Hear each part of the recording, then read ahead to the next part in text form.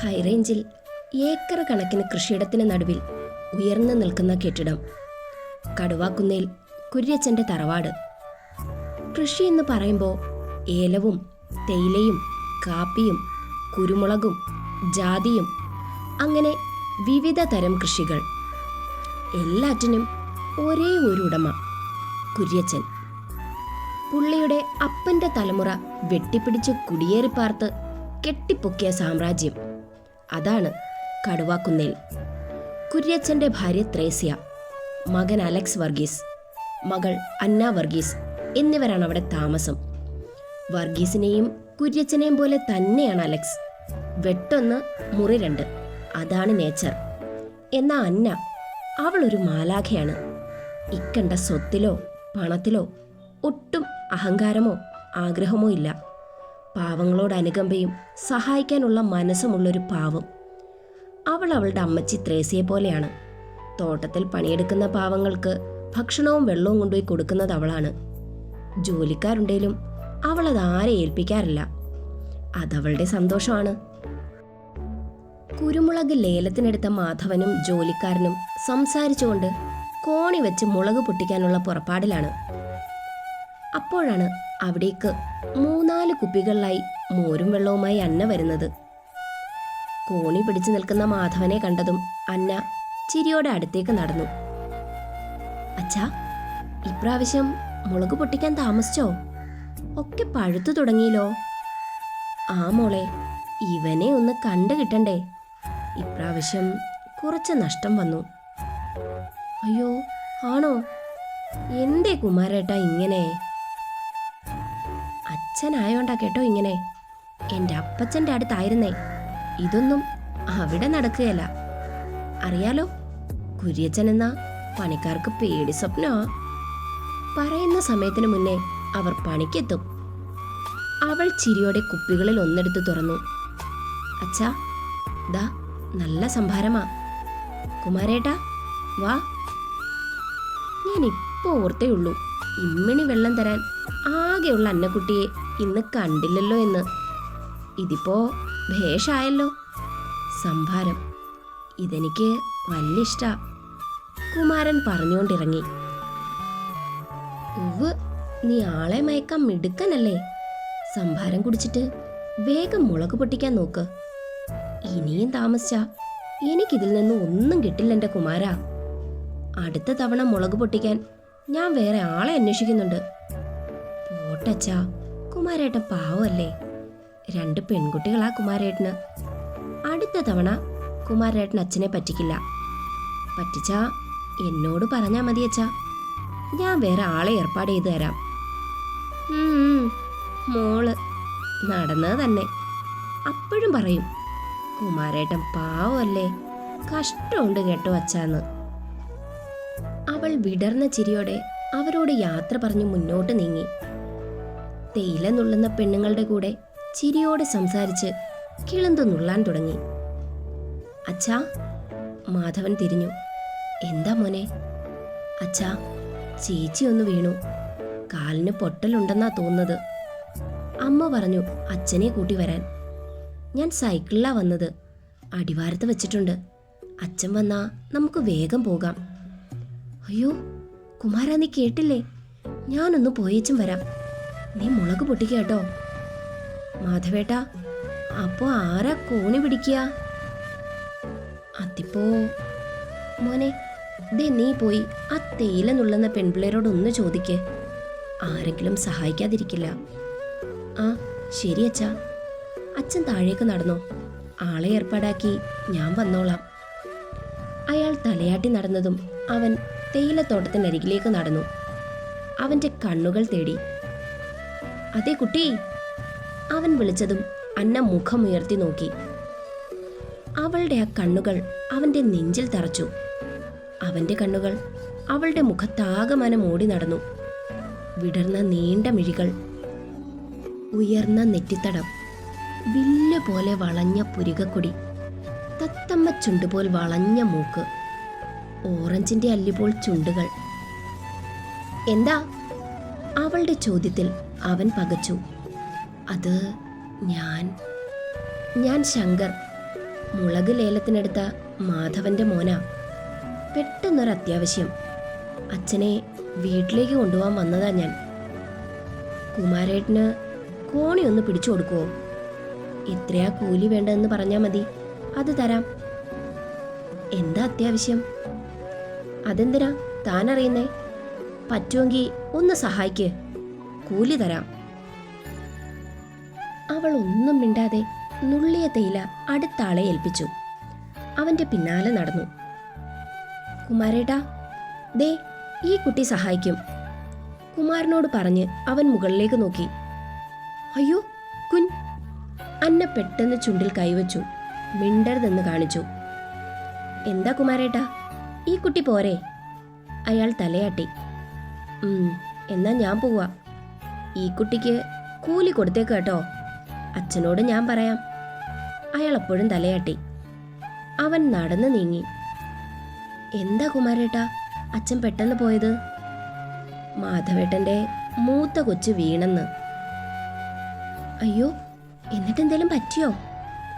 ആ, എല്ല് പൊട്ടിയെന്നാ ശങ്കർ മോൻ പറഞ്ഞത്. ശങ്കർ ആളിത്തിരി ചൂടനാ അല്ലേ കുമാരേട്ടാ? അയ്യോ അല്ല കുഞ്ഞേ, മോൻ പാവാ. മാധവേട്ടന്റെ ജീവനാ മക്കൾ. അതുപോലെ നല്ല മക്കളാ രണ്ടുപേരും. മിടുക്കനാ, നന്നായി പഠിക്കും. ടൗണിലെ കോളേജിൽ 2ാം വർഷമായി എന്നാ മാധവേട്ടൻ പറഞ്ഞത്. ഞാനും അവിടെ ചേരാൻ പോണേ. ആണോ? എന്നാ മാധവേട്ടനോട് പറയാം. ശങ്കർ മോൻ നോക്കിക്കൊള്ളും കുഞ്ഞിനെ. അവൾ ചിരിച്ചു. എന്നാ പൊട്ടിച്ചോ, ഇനിയും വൈകണ്ട.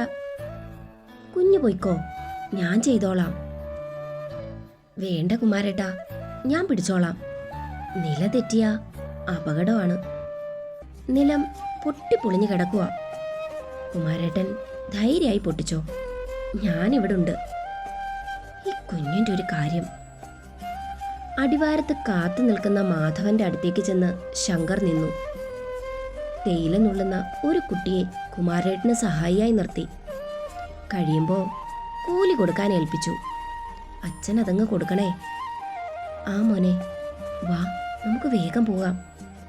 ഇതിപ്പോ എന്തായി തീരുവോ? പേടിക്കാനൊന്നുമില്ല അച്ഛാ, വൈദ്യർ ഇപ്പോ വന്നിട്ടുണ്ടാകും. വള്ളി മോളെ, എന്താടാ ഇത്? എത്രാമത്തെ തവണയാ ഇങ്ങനെ എല്ല് പൊട്ടിക്കുന്നത്? ഞാൻ പൊട്ടിക്കുന്നതാണോ എൻ്റെ അച്ചായി? തനിയെ പൊട്ടുന്നതല്ലേ. വേദന അടക്കി അവൾ ചിരിച്ചു. ഓ, വേദന കടിച്ചമർത്തി എന്നെ സമാധാനിപ്പിക്കാനുള്ള ഈ ചിരി കാണുമ്പോഴാ എനിക്ക്. അയാളുടെ കണ്ണുകൾ നിറഞ്ഞു. ഷെടാ, എനിക്ക് വേദനയില്ല എൻ്റെ അച്ചായി, ഇങ്ങനെ കണ്ണ് നിറയ്ക്കല്ലേ. ചുക്കുകാപ്പിയും ഇട്ടുകൊണ്ട് മേരിപ്പെണ്ണ് അകത്തു നിന്നും വന്നു. അവരുടെ ചുവന്നു കിടക്കുന്ന കണ്ണുകൾ കണ്ടതും അയാൾക്ക് വിഷമം വന്നു. വൈദ്യർ വന്നിട്ട് എന്താ മേരിപ്പെണ്ണെ പറഞ്ഞത്? 3 മാസം കിടക്കണം മാധവേട്ടാ, പിന്നെ നോക്കിയിട്ട് പറയാന്ന് പറഞ്ഞു. എൻ്റെ അച്ചായി, അത് ടപ്പേന്നങ്ങ് പോകും. അത് മോളെ, അന്ന് കണ്ടുപോയ വീട്ടുകാർ മറുപടി പറഞ്ഞില്ല. പെട്ടെന്നെങ്ങാനോ അത് ശരിയായ. ആഹാ, അപ്പൊ അതോർത്താ എൻ്റെ അച്ചായി അമ്മയും വിഷമിക്കുന്നത്. അതൊന്നും സാരമില്ല, ആ കൊന്തൻ ഇനിയും വരില്ല. ഈ കാടൊക്കെ കണ്ട് പേടിച്ചാ പുള്ളി പോയതേ. അങ്ങനെ പറഞ്ഞു അവർ. എന്തിനാ പറയുന്നേ? മുഖം കണ്ടാൽ അറിയില്ലേ, പേടിത്തൂറിയ. അവൾ കിലുങ്ങി ചിരിച്ചു. അവളുടെ ആ ചിരി എല്ലാവരിലും പടർന്നു. അന്നാ, കുര്യൻ വിളിക്കുന്നത് കേട്ട് ത്രേസ്യ ഞെട്ടി. കൊച്ചി ഇതുവരെ വന്നില്ലല്ലോ. ഇന്നിപ്പോ ഇത് ഞാൻ ഇളക്കി മറിക്കും. നെഞ്ചിൽ കൈവച്ചുകൊണ്ട് ത്രേസ്യ ഉമ്മറത്തേക്കോടി. അന്ന എവിടെ? കൊച്ച് പണിക്കാരുടെ അടുത്ത്. ഛേ, അസത്ത്, എത്ര പറഞ്ഞാലും കേൾക്കില്ല. കൊച്ച് വെറുതെ പോയതാ, കിളികളെയൊക്കെ കാണാൻ. ഇപ്പൊ ഇങ്ങ് വന്നോളും. ഭാ മോളെ, നീയാ അവൾക്ക് വളം. കിളികൾ എന്നെ കൊണ്ടൊന്നും പറയിക്കണ്ട. അലക്സേ, എന്താ അപ്പച്ചാ? നീ ചെന്ന് ആ പെണ്ണിനെ കൊണ്ടുവാ. ആ തെണ്ടുകളുടെ ഇടയ്ക്ക് വിരവി നടക്കുന്നുണ്ടാകും. എത്ര പറഞ്ഞാലും കേൾക്കില്ല. കുടുംബത്തിന്റെ മാനം കളയുന്ന അസത്ത്. മോൻ പോണ്ട, അമ്മച്ചി പൊയ്ക്കോളാം, അവർ പേടിയോടെ പറഞ്ഞു. വേണ്ട, അപ്പച്ചൻ എന്നോടല്ലേ പറഞ്ഞത്, ഞാൻ പൊയ്ക്കോളാം, അവൻ കടുപ്പത്തിൽ പറഞ്ഞു നടന്നു. എന്നെ തിരക്കി ആരും എങ്ങും പോകണ്ട, ഞാനെത്തി. അടുക്കളയിലൂടെ എത്തി അന്ന പറഞ്ഞു. തെണ്ടലും കഴിഞ്ഞു വന്നോ? അപ്പച്ച, അവരും മനുഷ്യര് തന്നെയല്ലേ? ഭാ, മനുഷ്യര് പോലും. അവറ്റകൾ ഇവിടെ പണിയെടുക്കുന്ന പുഴുക്കളാ. നീ മുതലാളിയും. വ്യത്യാസം അറിയാതെ തെണ്ടാ നടന്ന പൂട്ടിയിടും ഞാൻ, ഓർത്തോ. നീ റാഹേലച്ചനെ കണ്ടിരുന്നോ? അയാളുടെ ശബ്ദമുയർന്നു. ആ, കണ്ടു. എനിക്ക് കോളേജിൽ പോയി പഠിക്കണം. അപ്പച്ചൻ സമ്മതിക്കില്ലെന്ന് അറിയുന്നതുകൊണ്ട് തന്നെ ഞാൻ അച്ഛനെ കണ്ട് കാര്യം പറഞ്ഞു. അയാളാണോ എൻ്റെ തന്ത? നീ എങ്ങും പോകുന്നില്ല. നിന്നെ കെട്ടിക്കാനുള്ള വഴിയാ ഞാൻ നോക്കുന്നേ. ഇല്ല, അതിന് ഞാൻ സമ്മതിക്കില്ല. എനിക്ക് പഠിക്കണം. അപ്പച്ചൻ സമ്മതിച്ചില്ലേ ഞാൻ മഠത്തിൽ പോകും. അവിടെ നിന്നും പഠിക്കും. അയാൾ ഒന്നയഞ്ഞു. അതൊന്നും വേണ്ട. ഞാനും നിന്റെ ഇച്ഛായനും ഒന്നുപോയി നോക്കട്ടെ.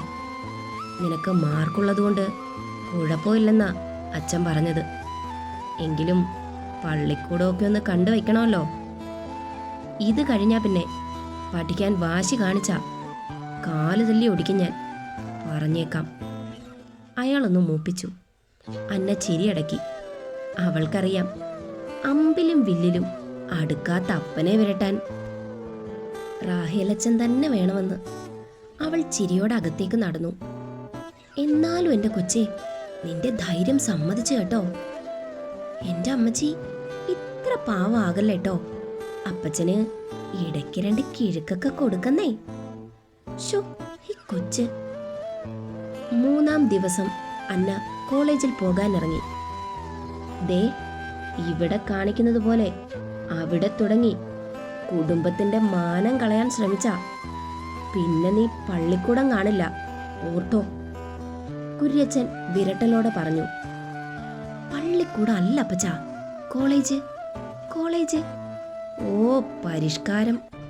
4 വാക്കി ചൊല്ലിത്തരുന്നിടം അതിനി എവിടെ ആയാലും പള്ളിക്കൂടം തന്നെ. അവൾ അമ്മച്ചിക്ക് മുത്തവും നൽകി ഇറങ്ങി. വഴിയിൽ കണ്ട പണിക്കാരോടും അയൽവാസികളോടും പൂക്കളോടും പൂമ്പാറ്റകളോടും ഒക്കെ സംസാരിച്ച് അവൾ അടിവാരത്തെത്തി. കടത്ത് കഴിഞ്ഞവൾ എത്തിയപ്പോഴേക്കും ബസ് വിട്ടിരുന്നു. അയ്യോ, ആള് കയറാനുണ്ടേ, വിളിച്ചു പറഞ്ഞുകൊണ്ട് അവൾ ബസ്സിന് പിന്നാലെ ഓടി. പെട്ടെന്ന് ബസ് നിന്നു. അവൾ അകത്തേക്ക് കയറാൻ ശ്രമിച്ചു. പക്ഷേ പിന്നിലേക്ക് ആഞ്ഞുപോയി. പെട്ടെന്നൊരു കൈ അവളെ ഉള്ളിലേക്ക് വലിച്ചു കയറ്റി. ആരുടെയോ നെഞ്ചിൽ തട്ടി നിന്ന അവൾ പിടച്ച മിഴിയോടെ നെഞ്ചിന്റെ ഉടമയെ നോക്കി. അവളുടെ മുഖം വിടർന്നു. അവൻ ചിരിച്ചു. ഇപ്പോ വീണു പോയേനെ. താങ്ക്സ്, അവൾ പതിയെ പറഞ്ഞു. പെട്ടെന്ന് ബസ് ഒന്നുലഞ്ഞു. അവൾ അവന്റെ നെഞ്ചിലേക്ക് തന്നെ വീണു. സോറി, പെട്ടെന്ന് മാറിക്കൊണ്ട് അവൾ പറഞ്ഞു. പിടിച്ചു നിന്നോ, വഴിയൊക്കെ മോശമാ, ഇനിയും വീഴും. അവൾക്ക് ആ യാത്ര പുതിയ അനുഭവമായിരുന്നു. പുറത്തെ കാഴ്ചകൾ ആസ്വദിക്കുന്നവൾ ഇടയ്ക്കിടെ അവനെ നോക്കി. ആ കണ്ണുകൾ, അതവൾക്ക് ഒരുപാടിഷ്ടം തോന്നി. അവൾ നോക്കുന്നത് കടക്കണ്ണാൽ കണ്ട അവൻ പുരികമുയർത്തി. അവൾ പെട്ടെന്ന് മുഖം കുനിച്ചു. അപ്പോ അവന്റെ കണ്ണുകൾ അവളുടെ രൂപഭംഗി ആസ്വദിച്ചു. പരസ്പരം ഒളിച്ചു നോക്കി സമയം പോയതറിഞ്ഞില്ല. കോളേജിൽ ചെന്ന് അവൻ ഇറങ്ങി. എന്താ സബ്ജക്റ്റ്? BA B.Ed. ആ, ഞാൻ ഫൈനൽ ഇയർ ആണ്, BA. ഇവിടുന്ന് ലെഫ്റ്റ് സൈഡാണ് തൻ്റെ ക്ലാസ്. എന്തെങ്കിലും ആവശ്യമുണ്ടെങ്കിൽ ദേ ഇതാണ് എൻ്റെ ക്ലാസ്, വന്നാ മതി, ഞാനുണ്ടാകും. അവൾ തലയാട്ടി തിരിഞ്ഞു. അവർ പോകുന്നത് നോക്കി അവൻ നിന്നു. കൂട്ടുകാർ ചുറ്റും കൂടി. ഏതാടാ ആ കൊച്ച്? കുര്യച്ചൻ മുതലാളിയുടെ തോട്ടത്തിലെ പണിക്കാരിക്കുട്ടിയാ. തേയില നുള്ളുന്നതാ കണ്ടത്. ഒരു പാവമാണെന്ന് ഒറ്റ നോട്ടത്തിൽ മനസ്സിലായി. എനിക്കെന്തോ ആ കുട്ടിയെ കണ്ടപ്പോൾ മുതൽ ഇടനെഞ്ചിൽ ഒരുതരം പിടച്ചിൽ. ലവ് ആണോ മോനെ ശങ്കറെ? Love at first sight? ഏതായാലും കുടുംബം നോക്കാൻ പണിക്കിറങ്ങിയ കുട്ടിയല്ലേ. ആ കൊച്ചിന് നല്ല മനസ്സാ. കണ്ടാലറിയാം അതൊരു പാവാ. അയ്യോടാ, കണ്ടാ പാവം മാത്രമല്ല, നല്ല സുന്ദരിയുമാണ്. അതിലാ മോൻ മൂക്കും കുത്തി വീണത്. എന്നിട്ട് മനസ്സിനെ വർണ്ണിക്കുന്നു. ആട്ടെ, പേരെന്താ? അയ്യോ, ചോദിച്ചില്ല. ഹ, ബെസ്റ്റ് കാമുകൻ. നീ എന്തൊരു തോൽവിയാണടാ. നിന്റെ നാട്ടുകാരിയാകുമ്പോ ഒന്നിച്ച് ബസ്സിലായിരിക്കുമല്ലോ വന്നത്. അതെ, എന്നിട്ടാ 1 മണിക്കൂർ സമയം നിനക്ക് പേര് ചോദിക്കാൻ കഴിഞ്ഞില്ലേ? ഇവൻ അവളെ വായി നോക്കി സമയം കളഞ്ഞു എന്ന് തോന്നുന്നു. ഡീറ്റെയിൽസ് ഒക്കെ ചോദിക്കണ്ടേ എൻ്റെ മോനെ? നീ ഏതായാലും നിൽക്ക്, ഞങ്ങൾ പോയ കുട്ടിയുടെ ജാതകം ഉൾപ്പെടെ ചോദിച്ച് മനസ്സിലാക്കാം. എടാ വേണ്ട, വേണം. ആദ്യമായി ഞങ്ങളുടെ ശങ്കറിന്റെ നെഞ്ചിൽ കയറിയ പെണ്ണല്ലേ, അവളുടെ ഫുൾ ഡീറ്റെയിൽസ് തപ്പിത്തരുന്ന കാര്യം ഞങ്ങൾ ഏറ്റു. ഡാ, അതെങ്ങനെ? അതൊക്കെ ഉണ്ട്. നീ പോയി നിന്റെ സ്വപ്നം കാണാൻ തുടങ്ങിക്കോ. നിമിഷങ്ങളിൽ അവർ തിരിച്ചെത്തി. മോനെ ശങ്കറെ, അവൾ അന്ന. ക്രിസ്ത്യനാണ്. ക്രിസ്ത്യനായാലിപ്പോ എന്താ? എൻ്റെ അവളുടെ ശരീരത്തിലോടുന്നത് ഒരേ കളർ ബ്ലഡ് തന്നെയല്ലേ? അതാണ്. പിന്നെന്താ വേറെ അറിഞ്ഞത്? പിന്നെ അവർ എന്തോ പറയാൻ തുടങ്ങി. അപ്പോഴാണ് എന്തോ ഭയങ്കര ബഹളം കേട്ടത്. അവരുടെ ശ്രദ്ധ അവിടേക്കായി. വാടാ, പോയി നോക്കാം. അവർ ചെല്ലുമ്പോൾ കുറച്ച് കുട്ടികൾ ചേർന്ന് ഒരു പയ്യനെ ഓടിക്കുകയാണ്. ഇവൻ... ശങ്കറിന്റെ മുഖം ചുവന്നു. ഓടി വന്ന ചെറുപ്പക്കാരെ തടഞ്ഞുകൊണ്ട് ശങ്കർ മുന്നിൽ കയറി നിന്നു. ശങ്കർ, നീ ഇതിലിടപെടരുത്. ഒരുവൻ മുരണ്ടു. ഇത് ഞങ്ങളുടെ കുടുംബത്തിന്റെ മാനം പോകുന്ന കാര്യമാ. ഇവനെ കൊന്നിട്ടായാലും ഞാനത് കാക്കും. ഛേ, നാണമില്ലല്ലോ നിനക്കൊക്കെ, ജാതിയുടെയും മതത്തിന്റെയും പേരിൽ ഇങ്ങനെ അടിയുണ്ടാക്കാൻ. എടാ സ്റ്റീഫ, നിന്റെ പെങ്ങൾക്ക് ഇവനെ ഇഷ്ടാ. അത് ഈ കോളേജ് മുഴുവൻ അറിയാം. ഇവൻ കറുപ്പോ വെളുപ്പോ ഇവന്റെ ജാതിയോ കുലമോ ഒന്നും നിന്റെ പെങ്ങൾ നോക്കിയില്ല. അതൊന്നും നിന്റെ പെങ്ങൾക്കറിയണ്ട. അവൾ സ്നേഹിച്ചത് ഇവന്റെ മനസ്സിനെയാണ്. അവർക്ക് കുടുംബത്തിന്റെ മാനമോ പണത്തിന്റെ തൂക്കവോ ഒന്നും ഒരു പ്രശ്നമല്ല. ഇവൻ അധ്വാനിയാണ്. അവനാണ് അവന്റെ കുടുംബം നോക്കുന്നത്. പിന്നെ ജാതി. എടാ സ്റ്റീഫ, നിന്റെയും എന്റെയും അവന്റെയും ശരീരത്തിൽ ഓടുന്നത് ഒരേ കളർ ബ്ലഡ് തന്നെയല്ലേ? അതിൽ ദൈവം വേർതിരിവ് കാണിച്ചോ? ഇല്ലല്ലോ. നിന്റെയും എന്റെയും അവന്റെയും ശരീരം വേദനിക്കുന്നതും ഒരുപോലെ തന്നെയല്ലേ? പിന്നെ എന്ത് ജാതി, എന്ത് മതം? നിന്റെ പെങ്ങളെ പൊന്നുപോലെ നോക്കാൻ അവന് കഴിയും. നീ പഠിച്ചവനല്ലേ സ്റ്റീഫ? അപ്പനെ കാര്യങ്ങൾ പറഞ്ഞു മനസ്സിലാക്കുന്നതിന് പകരം ഇവനെ തല്ലിക്കൊല്ലാൻ ഇറങ്ങിയേക്കുന്നു. നാണമില്ലല്ലോടാ നിനക്ക്? കാരണവന്മാർക്ക് തെറ്റുപറ്റിയ ന്യായമെന്ന് തോന്നുന്നത് അവരെ പറഞ്ഞ് ബോധ്യപ്പെടുത്തണം. അവൾക്കിഷ്ടമില്ലാതെ ഇവൻ പിന്നാലെ നടന്ന് ശല്യം ചെയ്യുവാണെങ്കിൽ ഓക്കെ, ഇവനുള്ള ആദ്യത്തെ അടി എന്റെ കൈകൊണ്ടായിരിക്കും. ഇവിടിപ്പോ അതല്ലല്ലോ അവസ്ഥ. അവളാണ് ഇവന്റെ പിന്നാലെ നടന്നത്. ഇനിയിപ്പോ ഇത് വിട് സ്റ്റീഫ. തല്ലലും കൊല്ലലും ഒന്നും വേണ്ട. നീ എന്തിനാ നിന്റെ ജീവിതം കളയുന്നേ? പിന്നെ ഇവനെ തല്ലാൻ നിനക്കെന്താ യോഗ്യത? നീ സ്നേഹിക്കുന്നത് എന്റെ ചേച്ചിയല്ലേ. ഞാനാണ് നിന്നെ തല്ലേണ്ടത്. ചേച്ചി ഇന്ന് വരെ നിനക്ക് ഗ്രീൻ സിഗ്നൽ കാണിച്ചിട്ടില്ല. മറിച്ച് ഇഷ്ടമല്ലെന്ന് തുറന്നു പറയുകയും ചെയ്തു. എന്നിട്ടും നീ ഇപ്പോഴും എന്റെ ചേച്ചിയുടെ പിന്നാലെ തന്നെയല്ലേ? എന്നിട്ട് ഞാൻ തല്ലിയോ നിന്നെ? സ്റ്റീഫന്റെ മുഖം കുനിഞ്ഞുപോയി. പോട്ടടാ, ചില്ല്. അവനെ വിട്ടേക്ക്. സ്നേഹിച്ചവർ തന്നെ അവരുടെ ലൈഫ് തിരഞ്ഞെടുക്കട്ടെന്നേ. ശങ്കർ പറഞ്ഞു തീർന്നതും സ്റ്റീഫനും കൂട്ടരും പിരിഞ്ഞുപോയി. ചേട്ടായി! പിന്നിൽ നിന്നും ഒരു മെലിഞ്ഞ പെൺകുട്ടി അവനെ ചുറ്റിപ്പിടിച്ചു. എടി കുറുമ്പി, നീ ഇവിടെ ഒളിച്ചു നിൽപ്പുണ്ടായിരുന്നോ? നീ ഈ ചെക്കനെ കൊലയ്ക്ക് കൊടുക്കുമല്ലോ പെണ്ണെ. ഇച്ചായന് വട്ട. എനിക്കെന്റെ കുട്ടേട്ടൻ മതിയെന്ന് പറഞ്ഞാൽ കേക്കണ്ടേ? ഇച്ചായൻ വള്ളിച്ചേച്ചിയുടെ പിന്നാലെയാണെന്ന് ഞാൻ അറിഞ്ഞില്ല. ഇനിയും ഇങ്ങനെ വന്നാ ഞാൻ ശരിയാക്കി കൊടുക്കും, നോക്കിക്കോ. ശങ്കർ അവളുടെ കാതിൽ പിടിച്ചു. പോയിക്കോ അവിടുന്ന്, അവൻ നിന്റെ ചേട്ടനാ. അവൻ അതിന്റെ അധികാരം കാണിക്കും. ഡാ കുട്ട, അധികം കറക്കമൊന്നും വേണ്ട കേട്ടോ. അവൻ ഇപ്പൊ മടങ്ങിയെന്ന് വെച്ച് ഇക്കാര്യം വിട്ടു എന്നെനിക്ക് തോന്നുന്നില്ല. ചെല്ല്, പോയി നല്ലോണം പഠിച്ച് ഒരു ജോലി മേടിച്ചിട്ട് ഇവളുടെ അപ്പനോട് പോയി പെണ്ണ് ചോദിക്കേ. അപ്പ എതിർത്താ എന്നോട് പറഞ്ഞു, ഇവളെ പൊക്കിയെടുത്ത് നിന്റെ മുന്നിൽ കൊണ്ട് തരഞ്ഞാൻ. ഇവളുടെ അപ്പന്റെ സ്ഥാനത്ത് നിന്ന് കെട്ടിക്കാൻ എനിക്കാണോ യോഗം എന്നറിയില്ലല്ലോ. ശങ്കർ ചിരിച്ചു. ചുറ്റുമുയർന്ന ചിരിക്കിടയിലും കയ്യടിയിലും കൂടി നിൽക്കുന്ന കുട്ടികളുടെ കൂട്ടത്തിൽ അവന്റെ കണ്ണുകളിലേക്ക് തന്നെ നോക്കി നിൽക്കുകയാണ് അവൾ, അന്ന. നമ്മുടെ ന്യൂ ചാനൽ സബ്സ്ക്രൈബ് ചെയ്യാത്തവർ പ്ലീസ് സബ്സ്ക്രൈബ് ചെയ്യൂ. 1K സബ്ബാക്കി തരൂ പ്ലീസ്. ഇന്നലകളില്ലാതെ സ്റ്റോറി പാർട്ട് നാളെ ഇടാട്ടോ. എല്ലാവർക്കും നമ്മുടെ അല്ലിയെ ഇഷ്ടായോ?